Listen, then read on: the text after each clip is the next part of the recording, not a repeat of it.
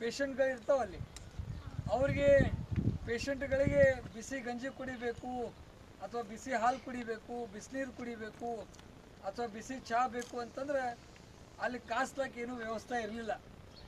ಈಗ ಅವ್ರು ಏನು ಮಾಡ್ಯಾರಪ್ಪ ಅಂತಂದ್ರೆ ಅಲ್ಲಿ 2 ಕರೆಂಟ್ ಮೇಲೆ ನಡೆಯುವಂಥ 2 ಒಲಿಗಳನ್ನು ಕೊಟ್ಟಾರ ಅವರು. ಅಂದರೆ ರೋಗಿಗಳಿಗೆ ಯಾವಾಗ ಬೇಕಾದರೂ ಅವರಿಗೆ ಬಿಸಿ ಮಾಡ್ಕೊಂಡು ತಗೊಳ್ಳಿಕ್ಕೆ ಅನುಕೂಲ ಆಗ್ತೈತಿ ಅನ್ನುವಂಥ ವಿಚಾರ. ಈಗಾಗಲೇ ಅಲ್ಲಿ ಆ 2 ಒಲೆಗಳನ್ನು ಕೊಟ್ಟು ಅಲ್ಲಿ ಹಾಲು ಕಾಸಿ ರೋಗಿಗಳಿಗೆ ಹಾಲನ್ನು ಕೊಟ್ಟು ಆ ಕಾರ್ಯಕ್ರಮ ಮುಗಿಸಿ ಬಂದಿದ್ವಿ. ಇಲ್ಲಿ ನಿಮ್ಗೆ ಇವತ್ತೇನು ನೀವೆಲ್ಲ ಶಾಲೆಗಳಿಗೆ ಹೋಗ್ತೀರಿ, ನೀವೆಲ್ಲರೂ ಕೂಡ ಇನ್ನೂ ಹೆಚ್ಚಿನ ಪ್ರಮಾಣದಲ್ಲಿ ವಿದ್ಯಾವಂತರಾಗಬೇಕು. ಆಗಬೇಕಲ್ಲ, ನಾವು ವಿದ್ಯಾವಂತರಾಗಬೇಕಂದ್ರೆ ನೀವೇನು ಮಾಡಬೇಕು?